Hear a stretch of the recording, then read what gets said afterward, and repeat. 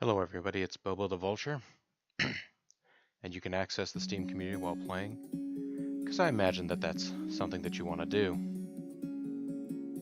That audio level still looks damned high. I have turned it down so much, you guys. Just gonna do it the old-fashioned way, in OBS.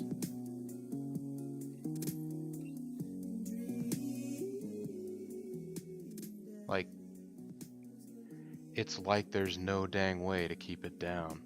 You can't keep a good Dream Daddy down. Dream Daddy dream down. But, let's see what happens here. Bobo still experimenting with sound settings and things this far into a game. So we had a date with Robert last time. It didn't exactly go down in the books as a rousing success, but sometimes that's just how things work. I'm trying to be a responsible dad. I don't want to abandon my child, abandon my girl. So, I'm not gonna. See? It's as easy as that. Tell you what, so we've given a fair shake to all dads in the book, I would say. So, I enjoyed spending time with most of them in some aspect or another. But let's go back to the guy that we talked to first, and because it's been a full week now, we'll go back around to Matt. See how Matt's doing. You know, he's a music enthusiast and passionate coffee drinker.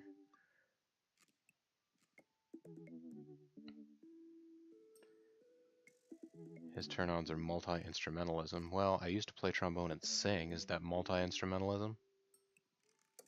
Guess which one I do now. Dream Daddy. That's right, I play trombone. Waka waka waka. Solo from Kid Charlemagne is the greatest guitar solo ever recorded. That's not a tip. Called masking tape for a reason. You're supposed to make masks out of it. Instead of messaging the guy, why don't I just walk over and grab some coffee? I'm feeling really sluggish today anyway. Amanda. Amanda sticks her head out of her room. Father. Want to go to the coffee spoon? Oh, so you get called cool once, and now you're the cool dad who hangs out at coffee shops and listens to neo-jazz and stuff? Amanda, are you going to bring your laptop and your leather-brown journal so you can work on your poetry anthology? Look, honey, do you want me to buy you coffee or not? Let me grab my laptop and my leather-bound journal. Amanda and I make the short walk over to the coffee spoon. The place is quiet today. Just a few people hanging out and reading books in the cozy little nooks. I walk up to the counter and see a familiar, pierced face, whose voice I don't remember. It's unfortunate. Pablo. Oh yeah, he was yelling, "Hey, you were the dude I yelled at a bunch the other night." Amanda cast a sideways glance at me. He tried to sell me shirts. "And who might you be, miss?" This is my daughter, Amanda. The person I am father to, and I miss Dad. "An honor to make your acquaintance. My name is Pablo. Did I mention that I make witch house music?" I wouldn't call witch house music, but okay. "A piercing blow to my ego, though not one that will dissuade my need to impress you." My innate dad senses tingle. I am overwhelmed with a fatherly protective energy. I must do something to protect my child. I must protect this house. Change the subject. Defend a witch house. Or reappropriate lines from Taken.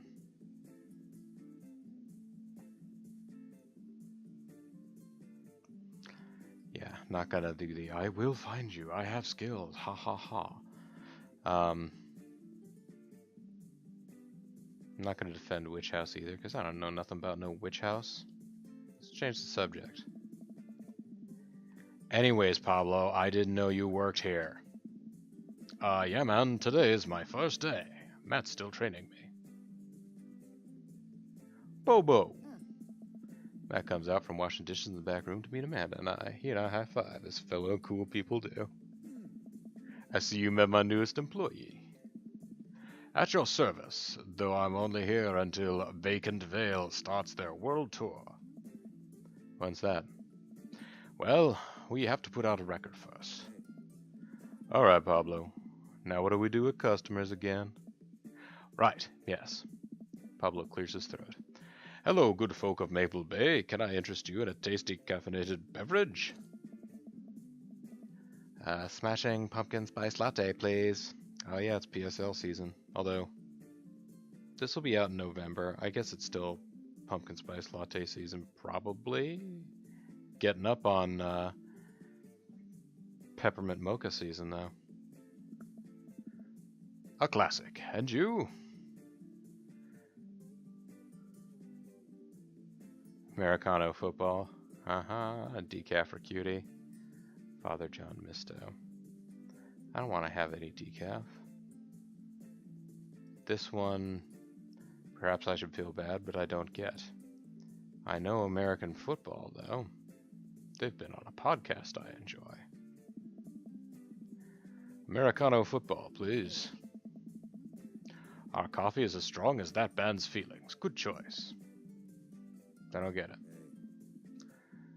Oh, American football is a sport, but it's also this emo band that made a good album and then waited over a decade and then made another good album, and their music was very sad, sometimes featured sad trumpets. Yeah, I know. Okay. Other Bobo doesn't know. And I'm over-explaining the joke again. Coming right up. Pablo gets to work making our drinks while Matt observes him. He'll get the hang of it. For as goofy a dude as he is, kid works hard. Hey man, that concert was a lot of fun. We should hang out again. Hell yes. I'm actually going to be done training Pablo in a couple hours and was going to go record shopping. Want to come along? Absolutely. Sometimes record shops have game sections. Pablo brings us our drinks and Amanda buries herself in her laptop. I spend my time sipping my drink and cracking jokes with Matt. Last time we hung out, he told me he had trouble hanging out with other people, but for some reason, he and I can talk and joke like old buds. It's weird. I feel really comfortable around him. So come with you, little boy. I gotta be careful about that. Yeah.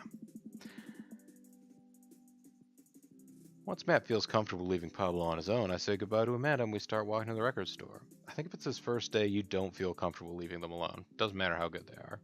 And how simple the job is, really. Have you ever been here before? No. I mean, we have a record player sitting in the living room, but all I have are 2 copies of Frampton Comes Alive. Nope.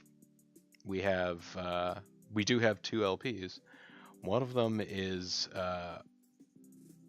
Pac-Man Fever by Buckner and Garcia. The other is Michael Jackson reading the story of E.T. One of those was purchased. One of them came our way via somebody saying, here, thought you might like this. It's up to you to figure out which is which. We don't have a means of playing them right now. Oh, this should be fun then. We're gonna find you some good stuff. The walls of the store are packed with posters, artwork, stickers, and records. A few people mill around, flipping through milk crates of albums. Some indie band is playing through the speakers. It's a nice vibe. Bad Swears, Steady Bow, Dinner, Food, Fake Beard, Arms Race, Dover Ghost, probably. So, why do people still buy records? Isn't it kind of outdated at this point? There's a lot of people who try to tell you that vinyl sounds warmer or more true to the artist's intent, but really I think it's just nice to collect records. It's cool that in this day and age we have just about every song ever created available instantaneously on our phones, but there's something about holding an album, getting to see the artwork in your hands that I'll always love. Yeah, I like having a shelf full of games, even though I could summon them immediately on, you know, on a computer. And oftentimes that is the way that I will play them, because it is easier. That's why I try to get as many of the records that I love in physical form as possible. See, that's why I'm collecting cartridges, man. Matt, I get you, except in, game form rather than musical form. Remember when we were kids and we would have to wait around by the radio with a cassette tape so we could record our favorite songs? It made each listen really special. The mixtapes were even cooler because of how much work they took. Now you just make a playlist. I think the last time somebody gave me a real mixtape was in high school. I look around the multi-level record store and spot some genres. Future wave, jungle, anarcho-punk, nunsploitation. I have no idea where to even start. I would start with some probably classical. Man, this is a little overwhelming. Here, let me help you find something you might like. If you were a milkshake, what flavor would you be? Cookies and cream, vanilla, strawberry, or purple? I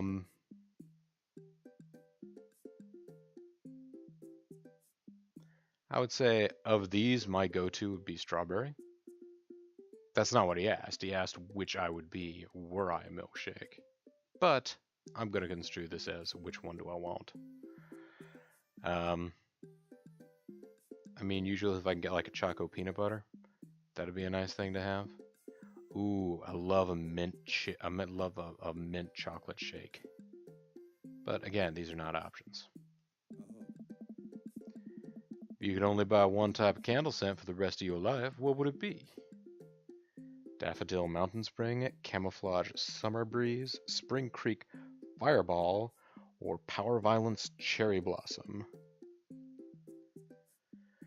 I don't know why we're going with Power Violence, but I do like the smell of cherry blossoms.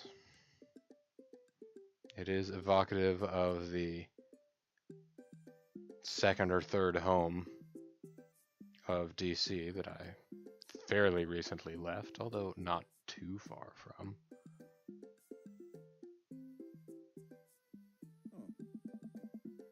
What's your favorite ambient sound?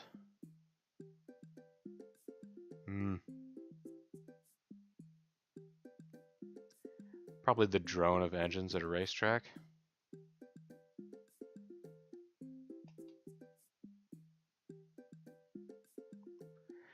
Rain, bowling alley, Star Trek bridge ambiance, howls of the bone chorus.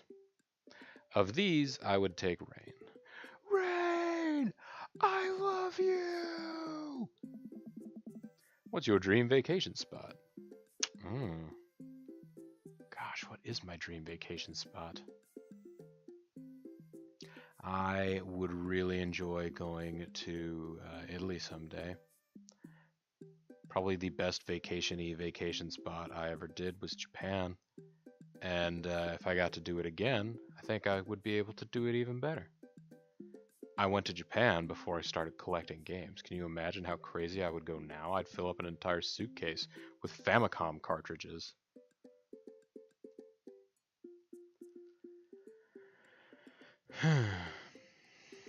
My backyard, inside an active volcano, living off the fat of the land in Ibiza, and starting a new life in the Baltics.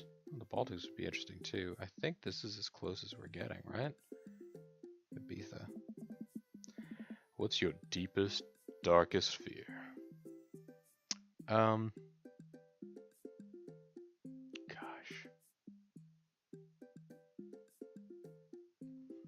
What is my deepest, darkest fear, and do I want to tell people in the LP world about it? It's not my deepest, darkest fear, but the thing that always bothers me the most is when I am made out to be a fool. But that's not a fear. Unless you consider it like some broader part of fear of failure. I don't know.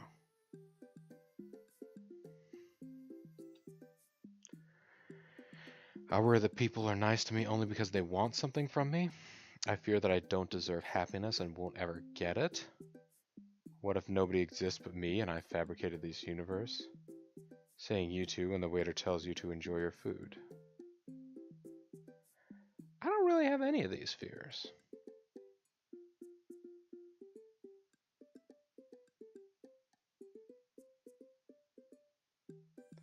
I deserve happiness and I have it.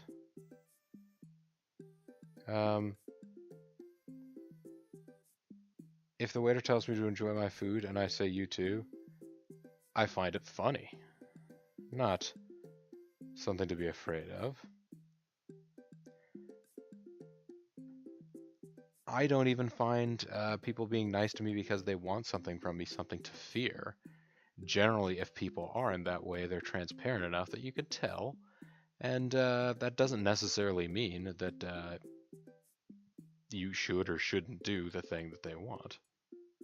It may inform you about what their behavior would be in the future if, you needed something, or if you needed them to be nice to you for some reason.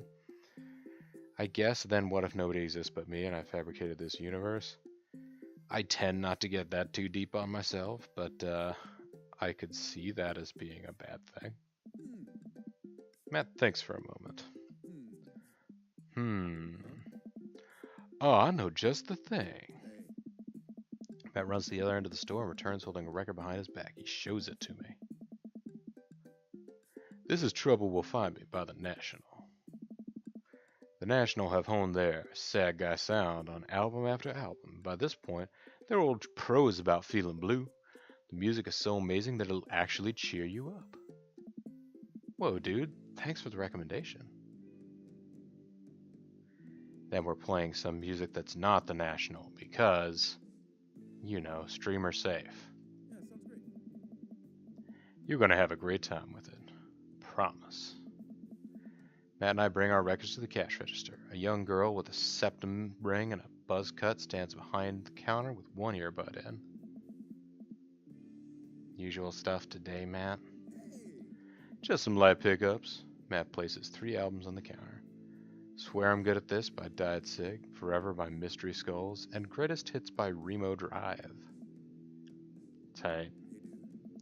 The cashier rings Matt up and hands back his albums in a bag. She stares at me suspiciously. Who's the nerd? Everyone in this record store. Boom! That nerd is my buddy Bobo. Bobo, this beacon of human charm is Molly. I got kicked out of art school for destroying my paintings at the end of every critique. Lovely to meet you. Anyway, Matt, is the open mic night still on? You know it.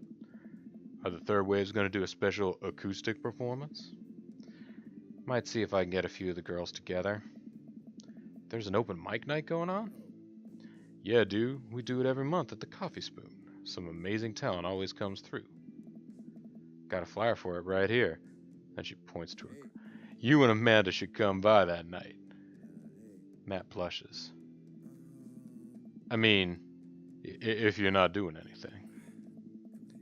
Will Vacant Evil be playing? If only.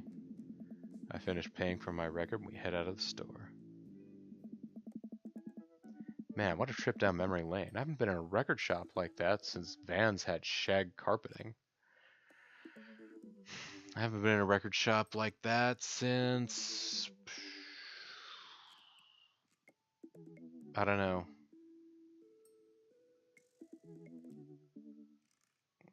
Trying to remember if there's a local chain. I think mostly it's used books, games, and movies, and then some music. But I think most of the music is on CDs. I don't know if they have records. They probably have some. And if that's so, it's probably been a couple times this summer. Now that you mention it, isn't it strange to think all those weird little musical memories? How do you mean? Well, I think music is a very time and place sort of thing. A song is important to me not only in that I think it sounds good, but where I was and what I was doing when I listened to it. There's music that reminds me of exes, struggling through school, being so poor that I didn't know where my next meal was coming from. I have a very strong memory of, I can't remember if this was Genesis or solo Phil Collins. I think it was Genesis. Um, the song That's All from Genesis coming on. Like, it's the one time I have a memory so far back where, like, I was still in a car seat. I just remember hearing that on the radio while I was getting driven someplace by my dad, BoboTheVulture. Um, that's maybe the only specific music related memory from that far back that I have. But still, that song still hits there. And this was back when they were taking kids out of car seats at much younger ages than these days. All that stuff. And listening to those songs reminds me of those moments of my life. Yeah, now that I think of it, even the pop concert Amanda made me take her to is special to me. I mean, I'm not really a fan of the band, but hearing their songs on the radio reminds me of how young and excited Amanda was. And then even that reminds me of a younger me going to see my favorite bands in concert with all my friends. We would always go to my friend Cynthia Chapman's house beforehand and smoke pot in her basement. Like, we were so slick. Her parents definitely knew what we were doing. Wait, when was the last time you smoked pot? Matt stops and thinks for a moment. It's been decades. Dude, me too. Where do you even get pot now? Is that even what kids call it these days? I don't know. But I bet I could find out. Do you want to get high and listen to our new records? I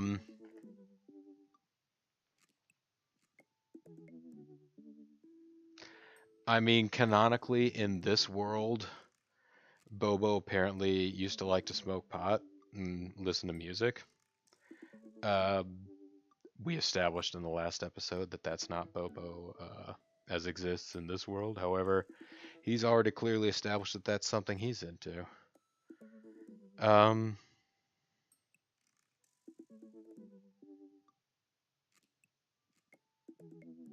So I don't anticipate anything especially bad coming from that in this then.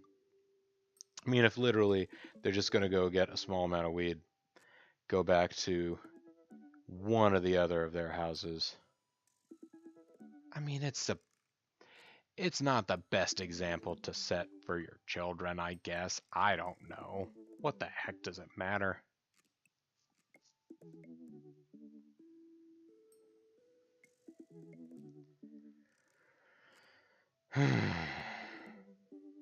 We'll say why not. Matt pulls out his phone and starts texting. After a few minutes, he looks up and smiles at me. Oh, Molly's got a hookup. Says to meet me in an alley near the coffee shop. Okay, if it turns out it's the feds, you make a break for it and I'll take the heat. Just promise me that you'll raise Amanda like she was your own. You realize that weed has been legalized in this state, right? I definitely knew that. It is not legal in this Commonwealth. Well, I think medicinally.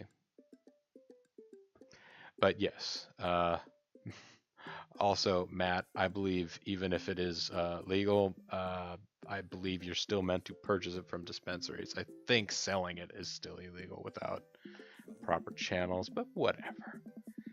Well, we live in dangerous times. Who knows what lurks in the seedy underbelly of Maple Bay?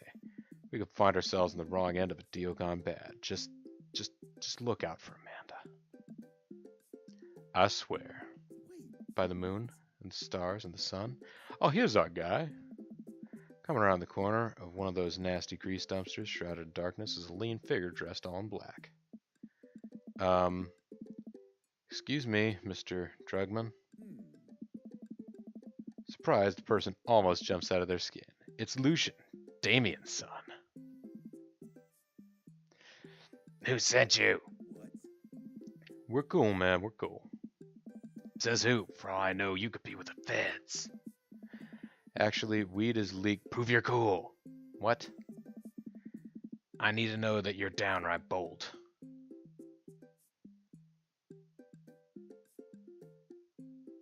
Show him that you're not wearing a wire.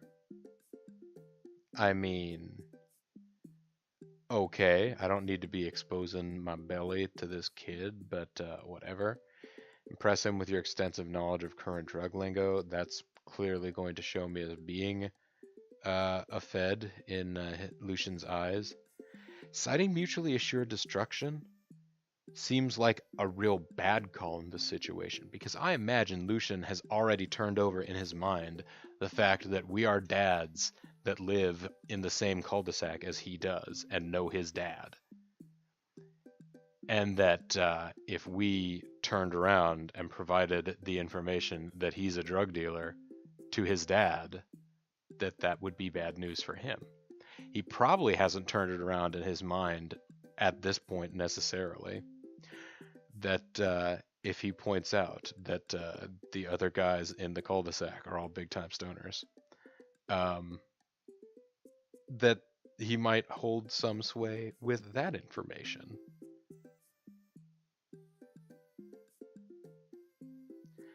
I guess show him we're not wearing a wire? I've seen this in cop films before. I lift up my shirt to prove I'm not wearing a wire. Matt seems to enjoy that. Oh, Jesus, put that away, please. Look, it's fine, I get it. Buzzcut Molly said you were coming. Right. Now that formalities are out of the way, let's make a deal. Alright, how much do you want? One. One what? Yeah. He means weed, Lucian. Yeah, but how much? One? Oh my god. Look, here, take this and give me $10. Just don't tell my dad. Let's all forget this ever happened. I won't tell your dad if you don't. Lucian hands me a baggie of something that disappears down the alleyway. Open it and take a deep whiff. Smells like genuine drugs, yes sirree. That went smoothly. Yeah, we should get off of public property before we smoke this. Great idea. Let's head back to my place, yeah?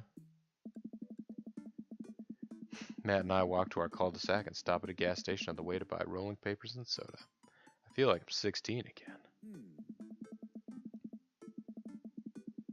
Carmen Cita's having a sleepover tonight, so that gives us all the time we need to do drugs. Awesome, let's do some drugs. Matt pulls one of the records out of his bag and puts it on for us. I plop down on a comfy leather couch and look around his place. There are a bunch of band posters, and his record collection takes up an entire wall. Also, he has a loft up there. Neat. Whoa, what a collection. Been collecting my whole life. It was nice to finally get them all in one place after being on the road for so much of my life. Had to ask my parents to hold on to them for me.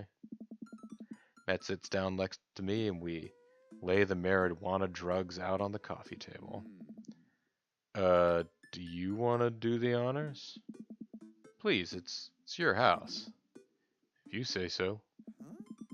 Matt pulls out some rolling papers and sprinkles some of the beatnik tobacco onto a piece. He starts rolling it back and forth, and the paper breaks almost immediately, spilling drugs all over the couch. Never was too good at this. Matt tries again and is able to successfully roll a nice-looking weed cigarette. He hands me a lighter and the blunt, I think, and I take it. Well, let's open up the nug, smoke some of that gateway drug, rip that golf fairway. These are all stupid. I regret my choices.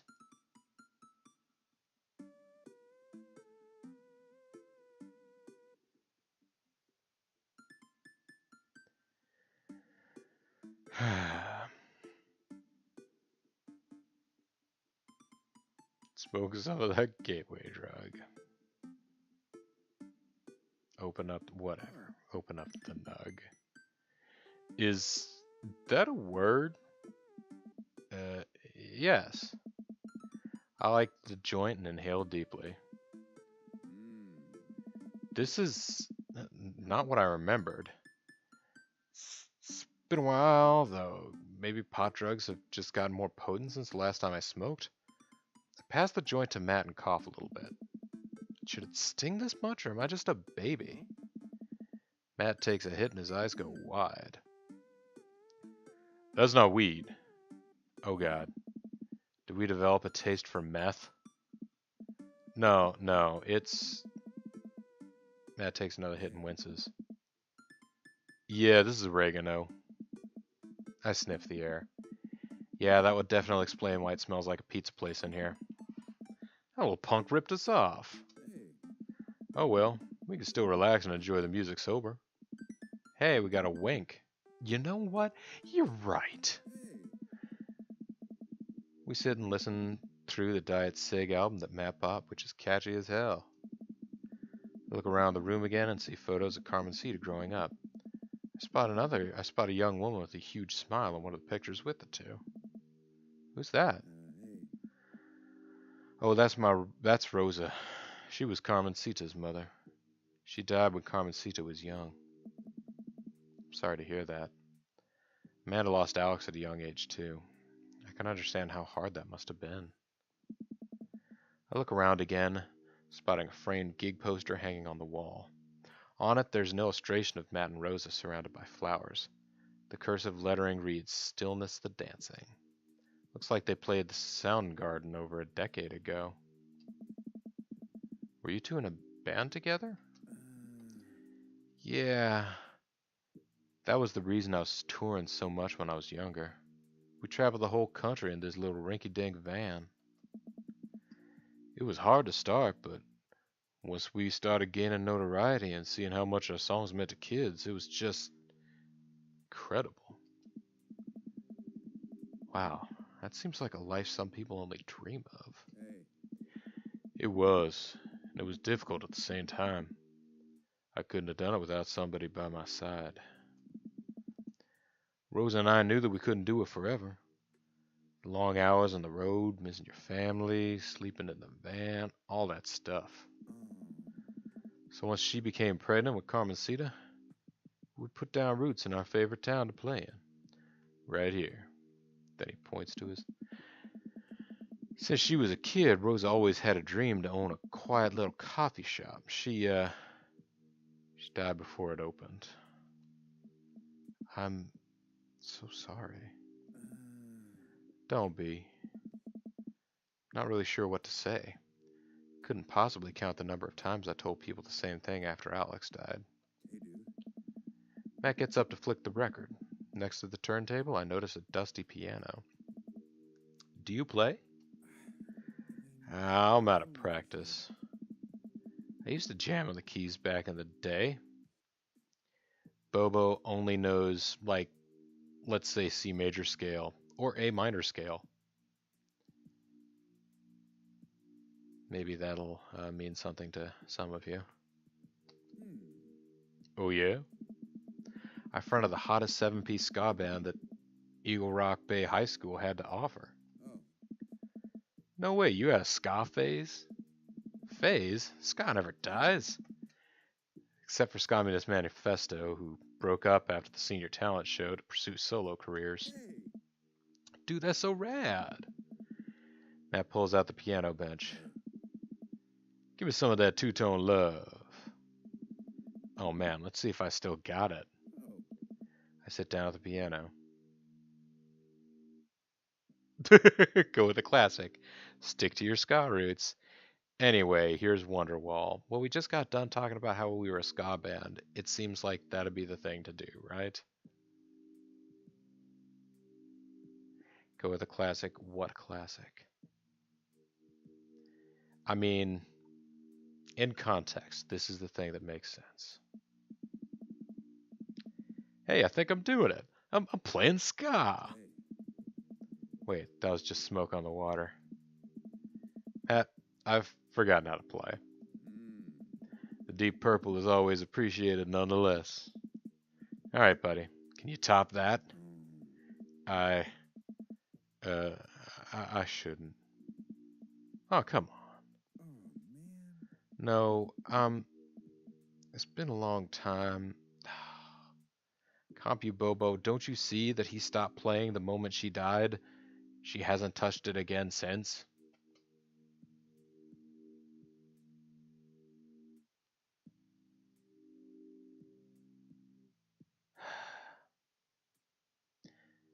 There are two ways around this.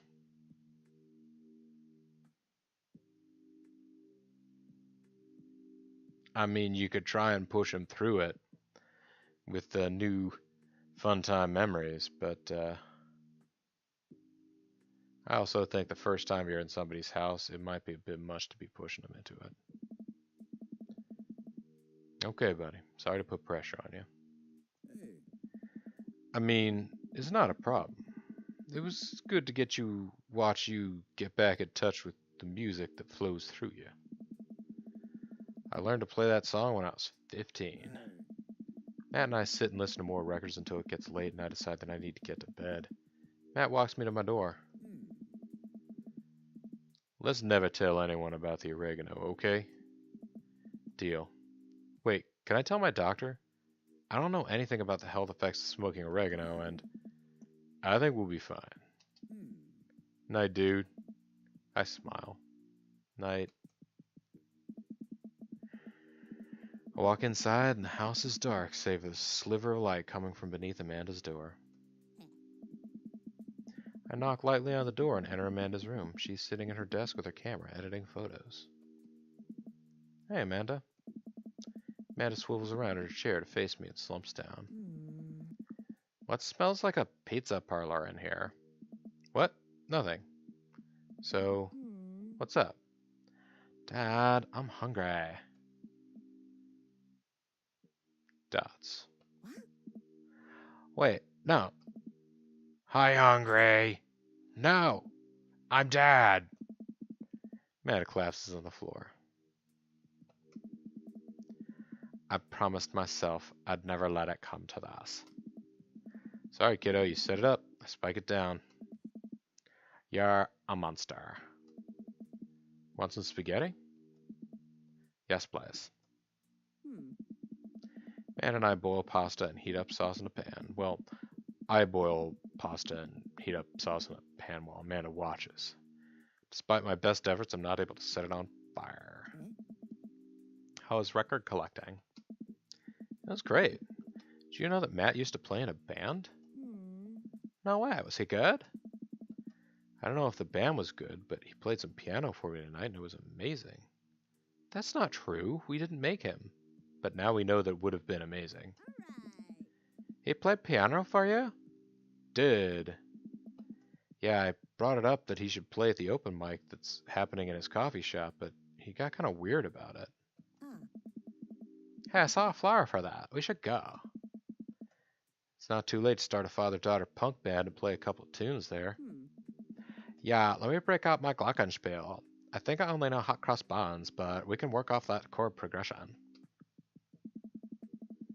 Ann and I have a nice dinner before she gets back to her room to do photography stuff. I end up watching True Life. I'm a house hunter. They're staging an intervention for the house hunter, who is crying uncontrollably over the color of the walls. They know they can paint the walls of their house any color they want, right? Hey, we repainted half of the downstairs, and the biggest room in the upstairs, and we may not be done yet. Matt's song is stuck in my head all night. I didn't listen to the song. Oh no, I bugged the game. Let's see how we did.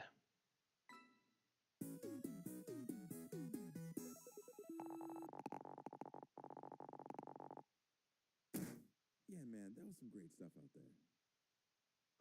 That's some great stuff out there. This date was a rank B. King of carrot flowers, 2 of some number. Do what you love and the money will come. Yeah, that's not necessarily true. I mean, doesn't mean you shouldn't do what you love, but... Well, it's been a long day. Just about ready to pack it in. After a few bites of ice cream from the freezer, I turn off all the lights and walk down the hall to my room. wonder if Amanda's still awake. That kid needs some sleep. As I pass the room, I hear a faint sound, but can't quite make out what it is. I get a little closer. Is she crying? I knock gently on the door. Hey, Amanda? The crying immediately stops. Not right now. Her voice sounds strained. She sniffles. I need to make sure she's okay. I open the door.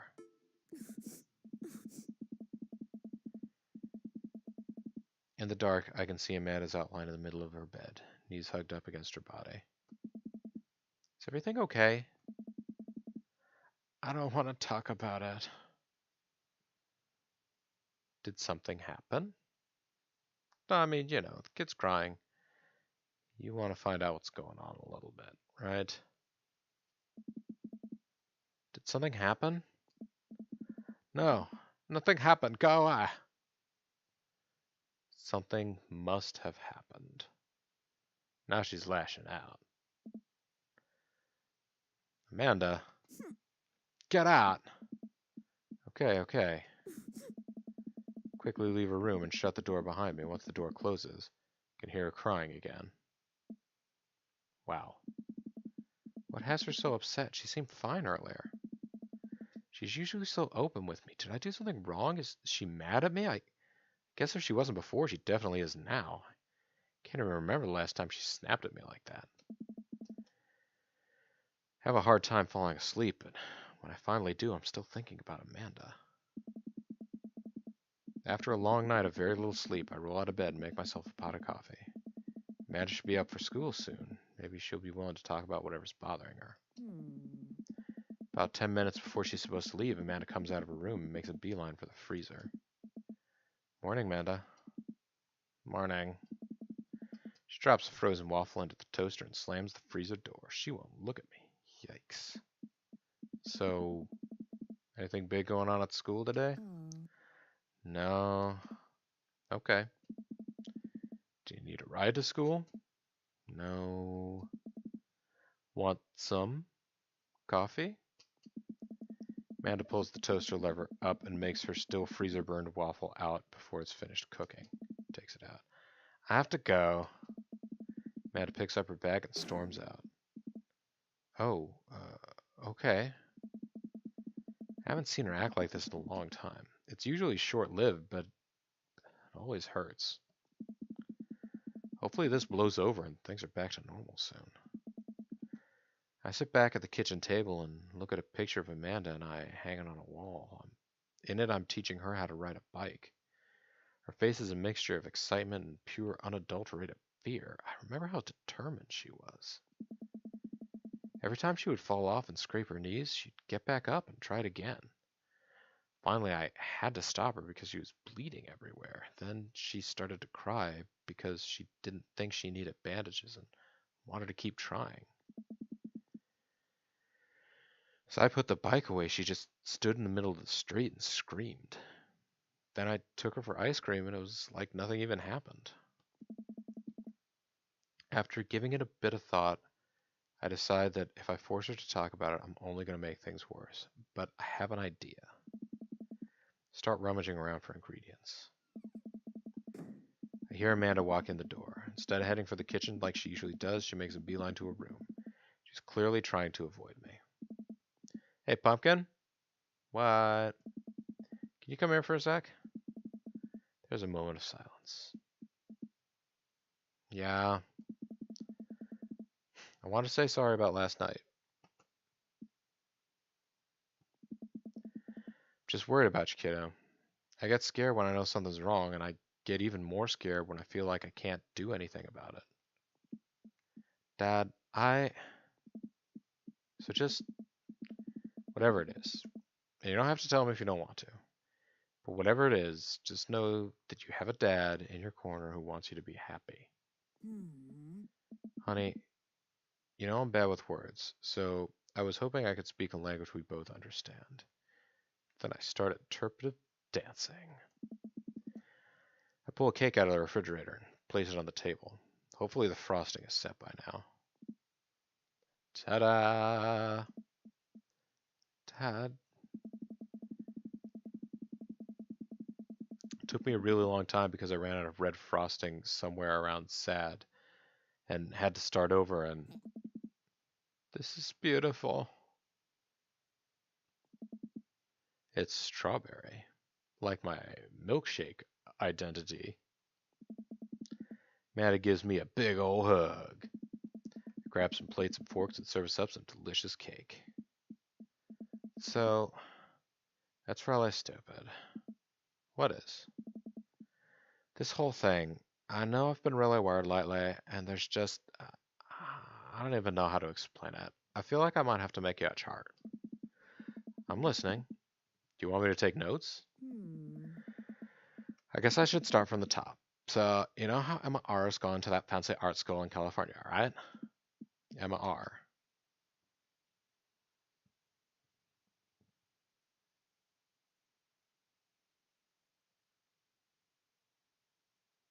Oh no, this was a quiz.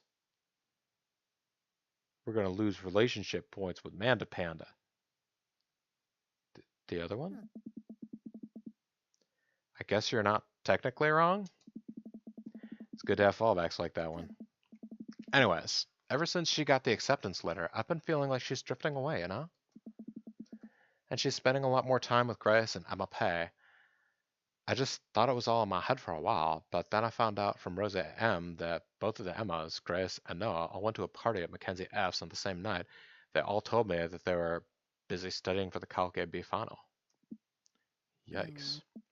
So, another important piece of information is, God, this is embarrassing. I, have a crush on Noah, and, that's a thing. What? Whoa, I had no idea. I definitely didn't know that. Okay. You're a bad liar. So are you. I learned from the worst. Anyway, so the only person I told about the crush was Emma R, and she promised not to tell anybody. I didn't confront them about the party thing because I didn't want to start drama, so I just kept quiet and kept going about my business. And then one day I invite everybody out to get nachos at the mall, and after not texting me for like 2 hours, even though none of them ever put their phones down for more than like 60 seconds, they all say they're busy, like simultaneously. So I tell them, never mind, I'll just eat nachos at home, right? But we're out of chips and I really, really wanted nachos.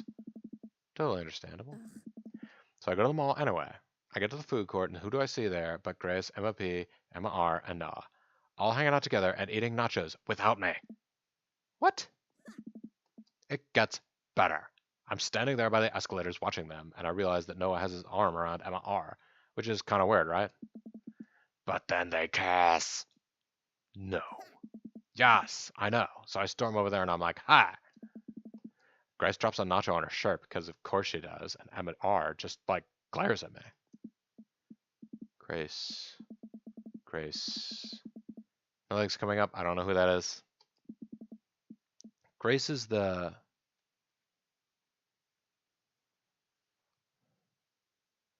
Did she poop the bed too?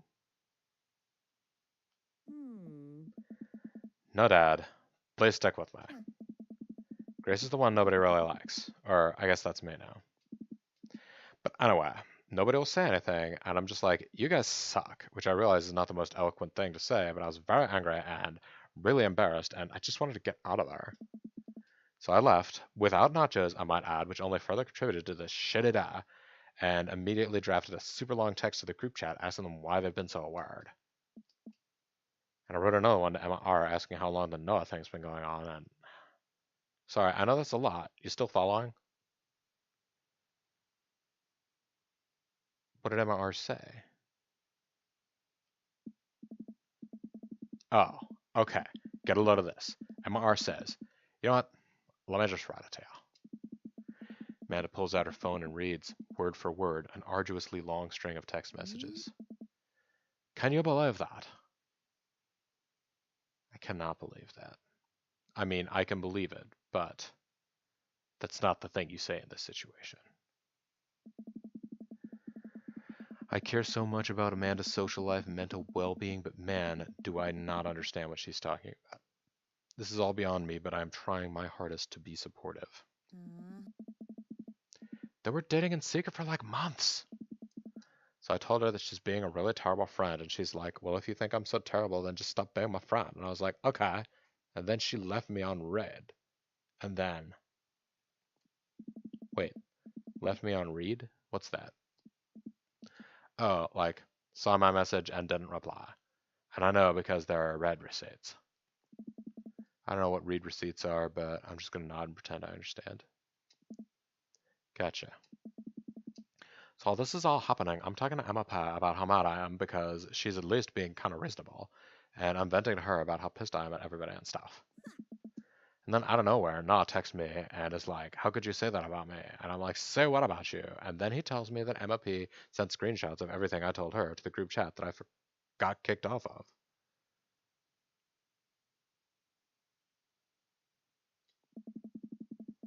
Or I think you lost me at screenshots. That definitely sounds bad. There's so much more, but honestly, it's all just really stupid teenager stuff. The bottom line is that everybody dropped me, half of my grade hates me, and now I have no friends.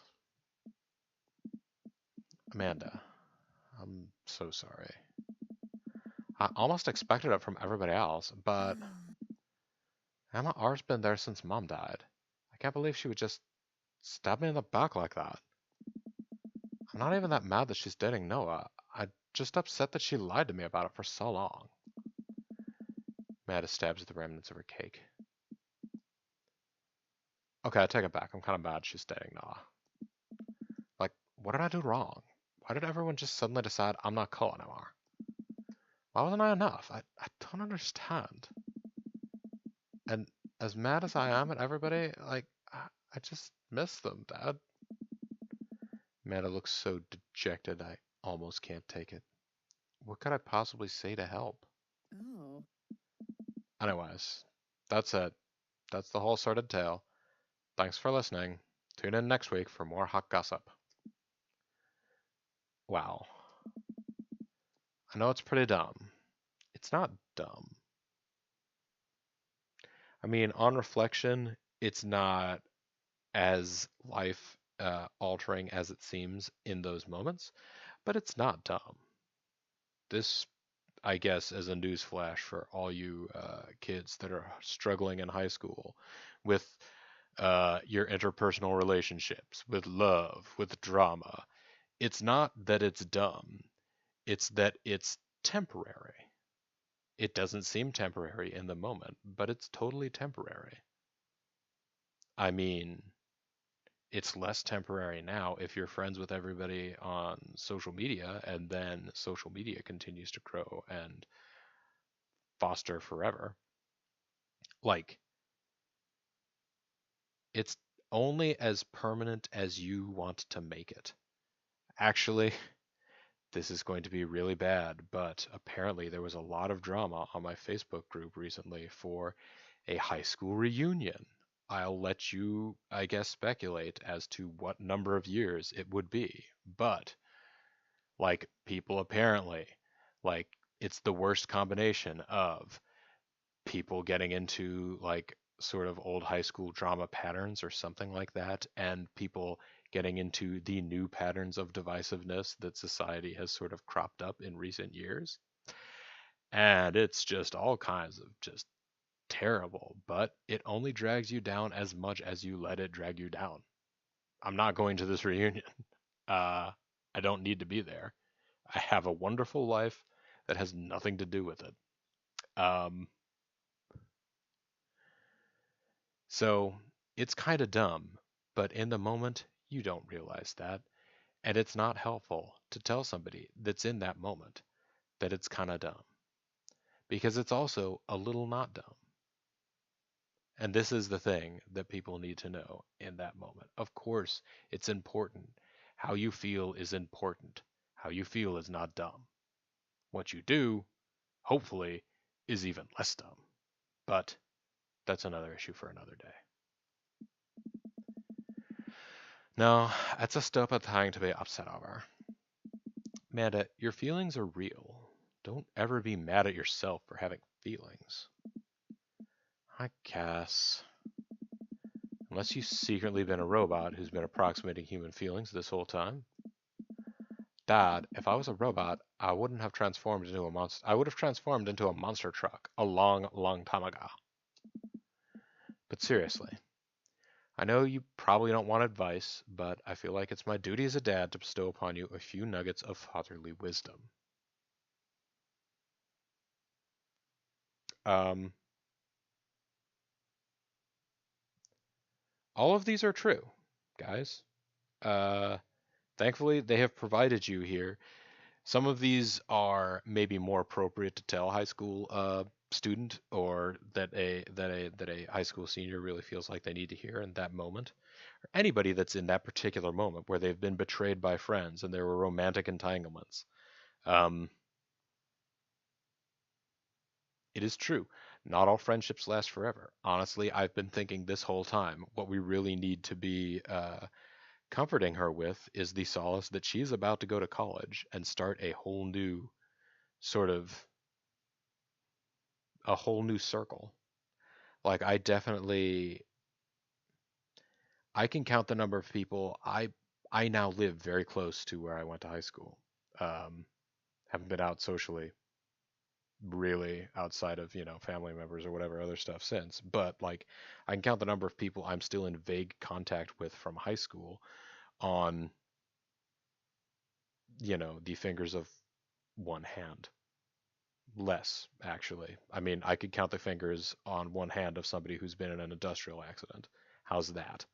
The number of friends I still have from college, much larger amount, much deeper friendships. Um,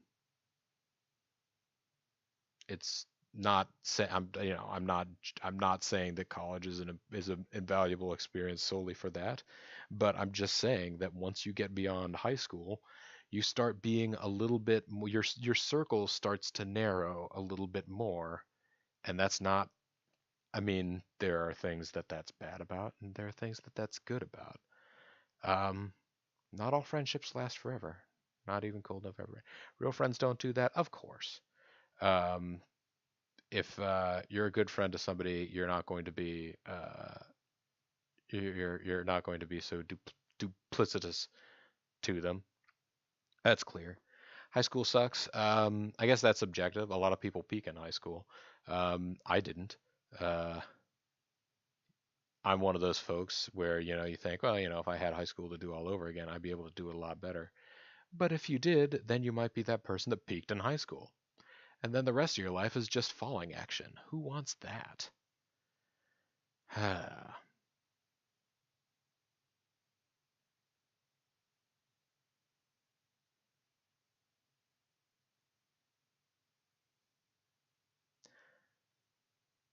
This is just the basic blanket sympathy. This, I don't know. This, mm, this seems rough.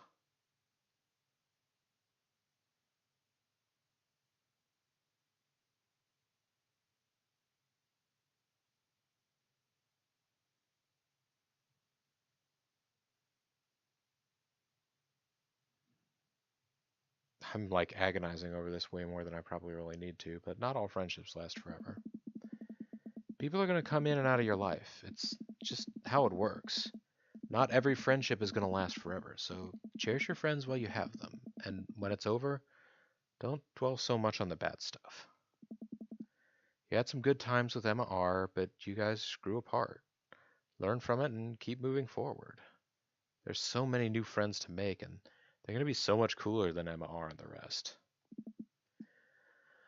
Ultimately, I think this says way more about their character than it does about yours, because you're amazing. And if they can't see that, well, that's their problem.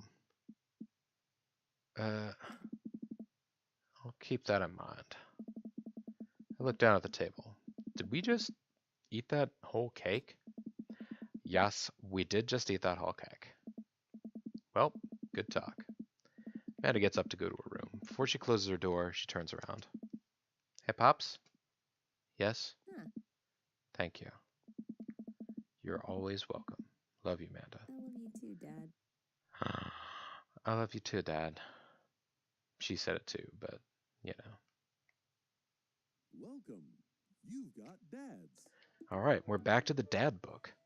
So I'm going to go ahead and make sure that this recorded well before I drop a save down, but that was an extra special, I'm going to guess extra lengthy, possibly double length episode of Dream Daddy, but we had to actually do some dadding as opposed to finding daddies, which is fine. I'm glad we did it. I'm glad we got to dispense some wisdom on Manda Panda. Anyhow, folks, when we come back next time, who knows who we're going to hang out with? What's going to happen after that? This is Bobo the Vulture. This has been Let's Play Dream Daddy. Thanks very much for watching. I'll see you next time. Bye for now.